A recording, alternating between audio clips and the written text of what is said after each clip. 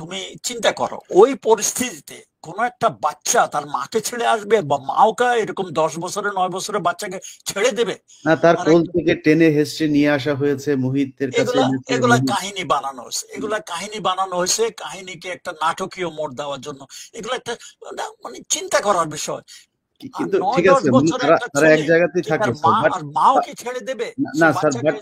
But sir অত ছোট বাচ্চাদেরকে মারতে হলো কেন, মানে ওদেরকে কেন না, মারলো? এটা কেন সেটা আমি পরে আসতেছি। হুম, কাহিনীতে বলা হয়েছে তাকে মারছে, ওখান থেকে নিয়ে পয়েন্ট ব্ল্যাঙ্কে নাকি মারা হয়েছে, এগুলা কাহিনী বানানো হয়েছে। অত আমি জানি না, আমি ওখানে ছিলাম না, হুম, যাতে আমার মনে হলো যে এগুলো কাহিনী বানানো হয়েছে। তারপরে সবাই কিন্তু ওই একটা দোতলার একটা রুমের মধ্যে বন্ধ ছিল। শেখ মুজিব চলে আসলো, বাকি সবাই তারা অনেক শেখ মুজিবকে মানে যাতে না নিতে পারে চেষ্টা করছিল, কিন্তু পারে নাই। শেখ মুজিব নিজে নিজে থেকে আসছে।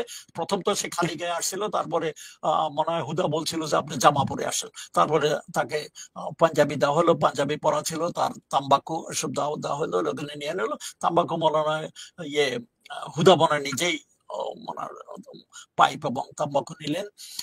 নিচে নামার সময় তখন এই গোলাগুলি হয়ে গেল আর কি। কিন্তু ওরা যখন শেখ মুজিব পড়ে গেল, তখনই আবার আরেক রাউন্ড গোড়াগড়ি উপরের থেকে শুরু হলো নিচের দিকে। তো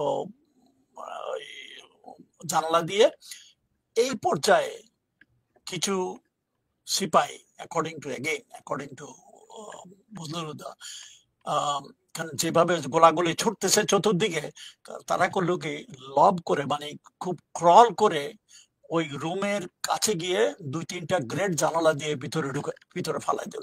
ইতিমধ্যে কিন্তু শেখ মুজিবের বাসা সবাই একই রুমে, বাইরে কেউ নাই। বাইরে যারা ছিল ওরা সিপাহী টিপাহী, নিচে পুলিশ টুলি ওরা ছিল, শুধু শেখ নাসের ছিল নিচে, সে নাকি বাথরুমে পরে গুলি খাইছে, বাথরুম মারা গেছে। কিন্তু বাকি সবাই, রাসেল মাসেল সবাই মিলে ওই রুমে ছিল। ওই গ্রেনেড, অ্যাকর্ডিং টু, আমি জানি না কারণ দিস ইজ স্টেটমেন্ট ফ্রম হুদা, যে গ্রেনেড নিয়ে 2-3টা গ্রেনেড ওই জানালার ভিতর দিয়ে কাছে ক্রল দিয়ে ড্রপ করে তারা সরে পড়ছে। ওই গ্রেনেড ব্লাস্টে সবাই মারা যায়।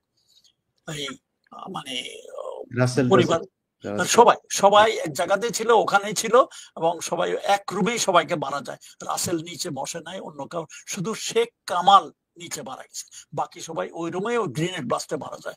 এখন মুজিবের মৃত্যুর পরে কোনো ফরেন্সিক স্টেটমেন্ট নিছে কিনা জানি না, তারা কি গুলিতে মারা গেছে না গ্রেনেড ব্লাস্টে মারা গেছে, এটা কেউ পরীক্ষা করে নাই।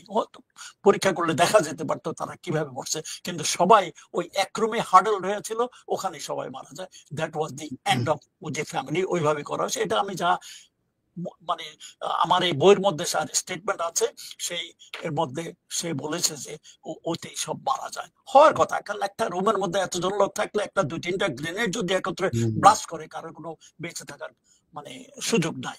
হুম, তারপরে সেখান থেকে তো পরের ঘটনা আমরা জানি। আহ